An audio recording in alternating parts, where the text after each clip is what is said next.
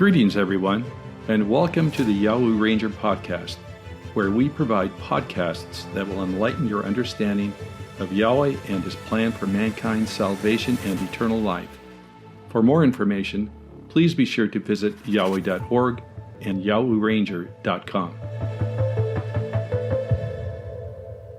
Unknown to most followers of Yahweh, there is a remarkable witness that provides evidence for the practice of the 7-day festival of Passover and unleavened bread occurring on Abib 14 through 20.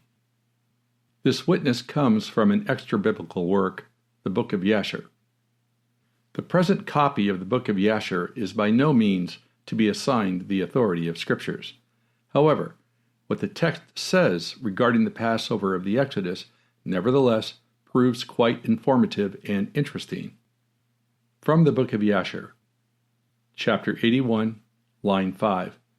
And the children of Israel traveled from Egypt and from Goshen and from Ramesses and encamped in Succoth on the 15th day of the first month. Line 6. And the Egyptians buried all their firstborn whom Yahweh had smitten, and all the Egyptians buried their slain for 3 days. Line 7. And the children of Israel traveled from Succoth and encamped in Etham at the end of the wilderness. Line 8.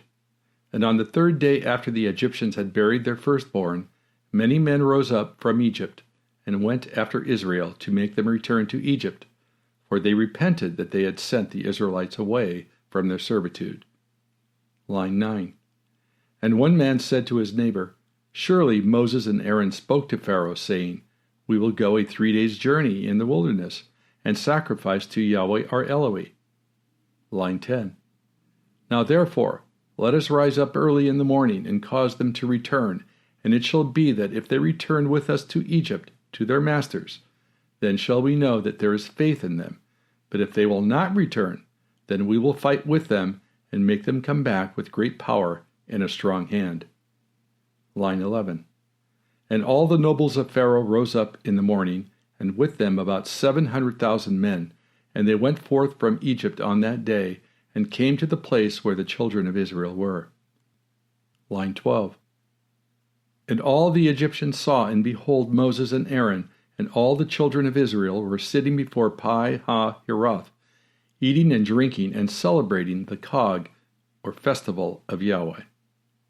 Line 13. And all the Egyptians said to the children of Israel, Surely you said, We will go a journey for 3 days in the wilderness, and sacrifice to our Elohim and return. Line 14. Now therefore, this day makes 5 days since you went. Why do you not return to your masters? This much can be agreed on by all sides. The Israelites began their physical journey from Ramesses to Succoth on Abib 15. And the children of Israel journeyed from Ramesses to Succoth, about 600,000 on foot that were men besides children. Exodus 12, verse 37. And they departed from Ramesses in the first month, on the 15th day of the first month. On the morrow after the Passover, the children of Israel went out with a high hand in the sight of all the Egyptians. For the Egyptians buried all their firstborn, which Yahweh had smitten among them. Upon their Elohim also Yahweh executed judgments. And the children of Israel removed from Ramesses and pitched in Succoth. Numbers 33, verses 3 through 5. Yashar 81, line 5, confirms that not only did the Israelites begin their physical travel on Abib 15, but they also arrived at Succoth the very same day. Yashar 81, line 5 reads, And the children of Israel traveled from Egypt, and from Goshen, and from Ramesses, and encamped in Succoth on the 15th day of the first month. We will now advance to Yashar 81, line 12, where Pharaoh and his Egyptian army catch up to the Israelites in order to bring them back to Egypt. Yashar 81, line 12 reads, And all the Egyptians saw, and behold, Moses and Aaron, and all the children of Israel were sitting before Pi-ha-Hiroth, eating and drinking and celebrating the Chag, or festival of Yahweh. According to Yashar, when the Egyptian army met up with the Israelites, they were celebrating the Chag, or festival of Yahweh. This festival could be none other than the last day of the Cog of Unleavened Bread. It should be noted that the last day of the Cog of Unleavened Bread would take place after sunset, the beginning of the day.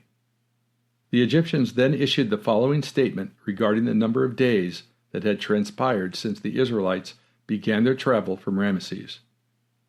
Yashar 81, line 14. Now therefore, this day makes 5 days since you went. Why do you not return to your masters? A literal English translation from the original Hebrew text would read, And now, is not this 5 days of the day of going?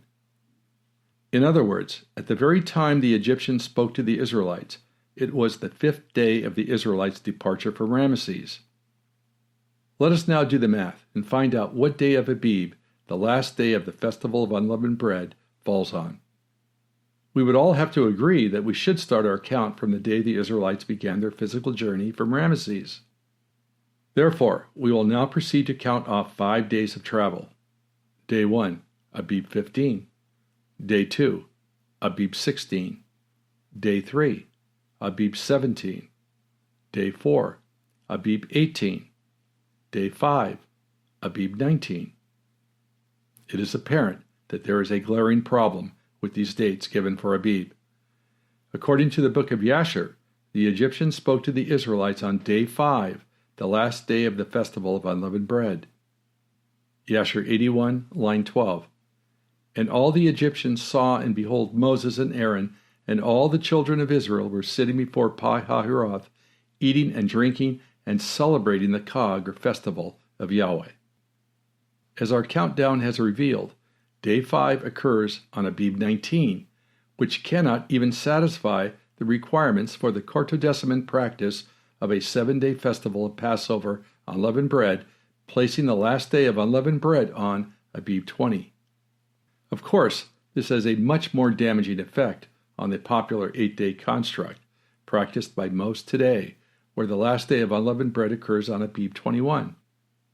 At this stage of analysis, one might conclude that the Book of Yashar is in error and should summarily be discarded, void of any reliable facts that could be depended upon for sound scriptural doctrine. On second thought, if one were to examine it closely, maybe the Book of Yashar is right after all. The first observation about the Book of Yashar is that it was written from a Hebrew perspective.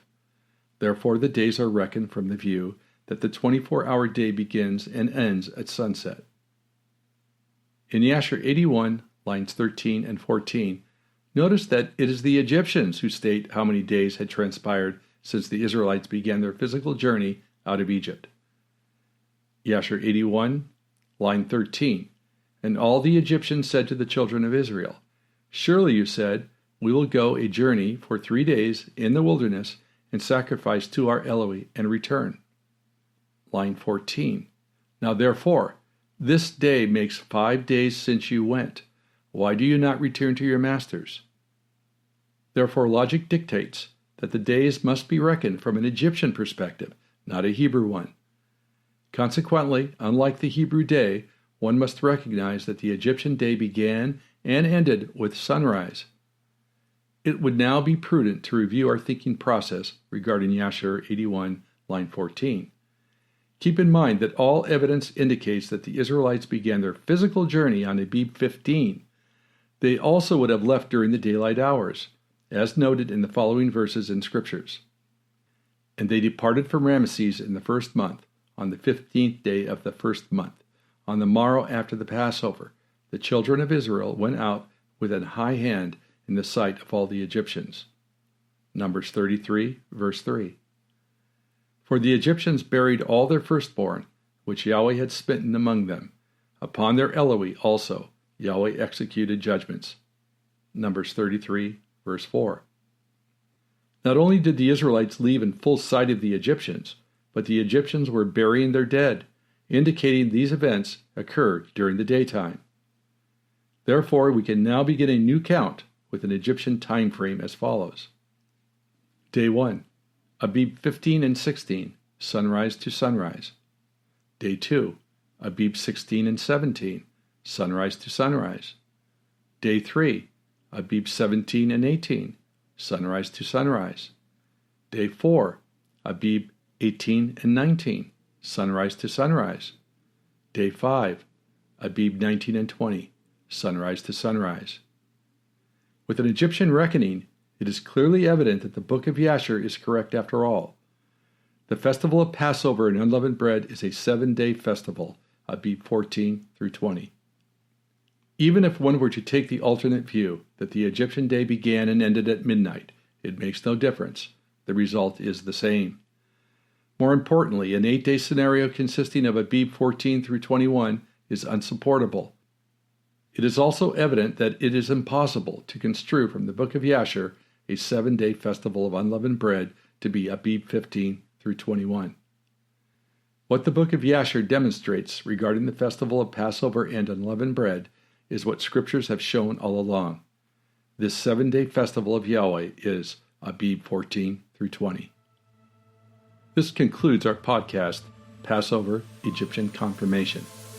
The evidence brought forward by these podcasts should help the serious student of scriptures gain valuable insight regarding Yahweh's festival days. Also, for information regarding the festival of Passover and unleavened bread, please refer to the Passover topics and study at YahwehRanger.com. May Yahweh be with you on your journey to discovering Yahweh's truth.